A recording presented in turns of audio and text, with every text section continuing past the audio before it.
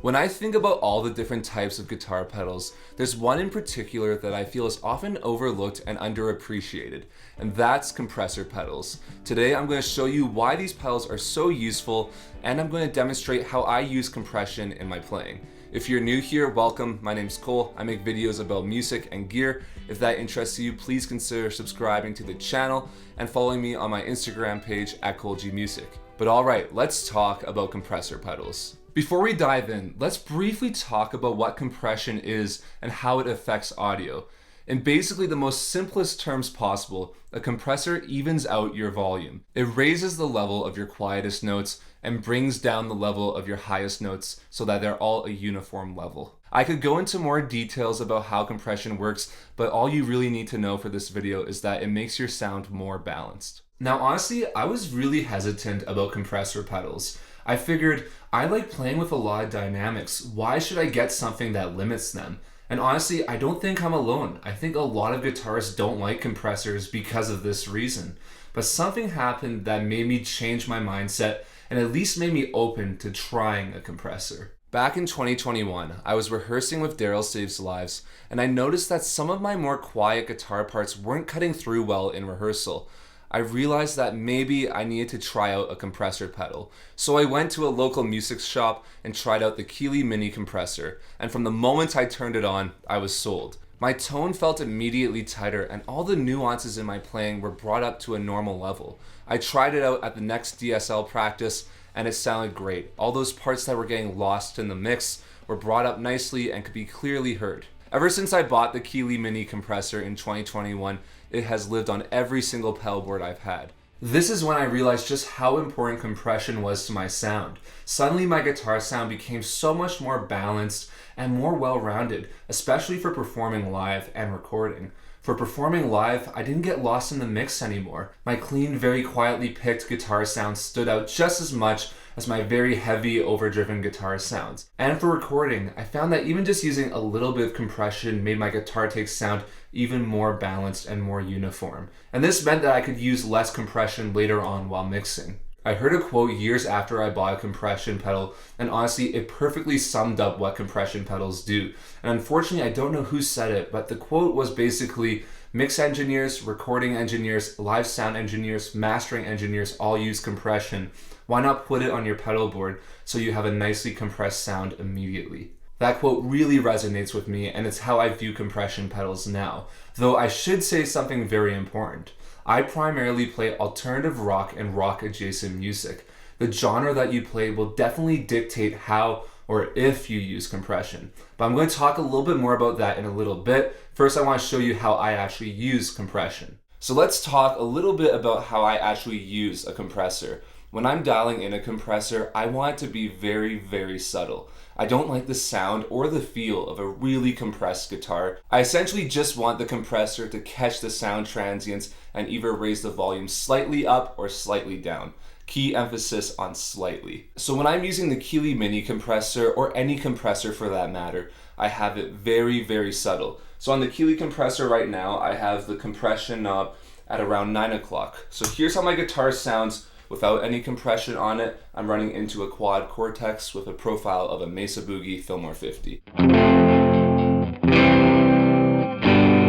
Now on.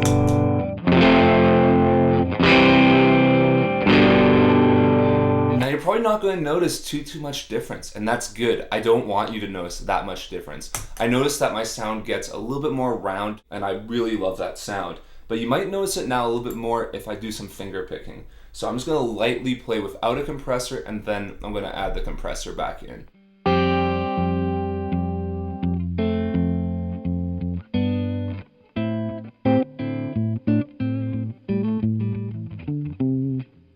With it on.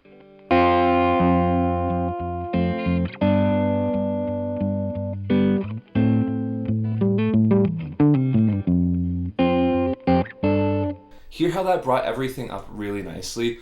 You could hear all the little details still, but the volume was uniform, which is what I'm always looking for. Even though it seems like the compressor is not making that much difference, it's actually making a very substantial difference, especially for performing live, because all my parts are coming across clearly, which is always what I want. I don't want to get lost in the mix and just be buried. So this sound, even at 9 o'clock, is just doing a lot of hard work that doesn't really seem like it's doing. So now let me show you how my compression sounds running into an actual overdrive pedal, because I usually play with a clean platform amp, like my Mesa Boogie Fillmore 50 in the background there. So I don't really have any distortion on tap with the amp, so I rely on overdrive pedals like the Greer Lightspeed, the Hermida Audio Nosferatu, and honestly the Boss GE7 equalizer. So here's how the Greer Lightspeed sounds without any compression on it.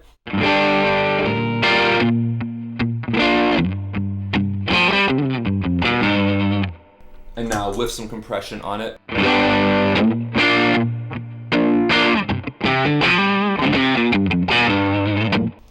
Just once again, more of a full sound, which is exactly what I'm looking for. I find that combining a compressor with an overdrive pedal creates more of a round, in-your-face, forward sound. I'm using a lot of buzzwords because I can't exactly pin down what it feels like or what it sounds like to me. But the sound is just more rich, and I feel like there's more harmonic information, which kind of doesn't make sense because technically a compressor is limiting all that information and squishing everything together.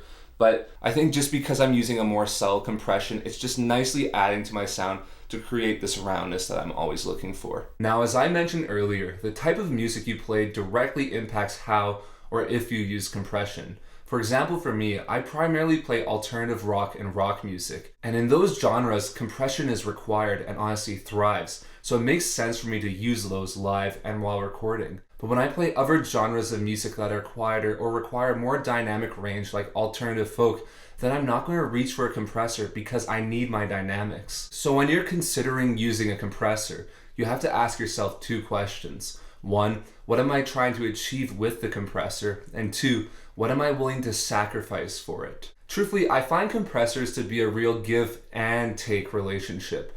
For example, when I'm playing alternative rock music, I want to get a more uniform and balanced sound, so I'm willing to sacrifice my dynamics to get that. But when I'm playing quieter, more dynamic-driven music, I'm not really prepared to give up my dynamics to get a uniform sound because I'm not really looking for a uniform sound because dynamics make the whole style of music. So at the end of the day, you really have to think what you're trying to achieve with a compressor and if you're willing to sacrifice anything for it. And if you're not, that's totally fine, because honestly, there's probably an equal amount of guitarists who don't use compression as there are who do.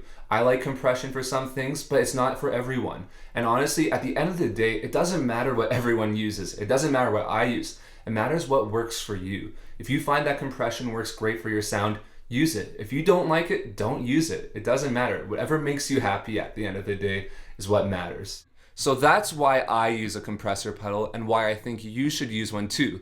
Let me know in the comments down below what compressor pedal you have on your pedal board, or let me know why you don't like using a compressor pedal. If you're interested in learning more about the Keeley Mini compressor, I'll have links down below to Sweetwater's website. If you decide to buy it, I do receive a small commission.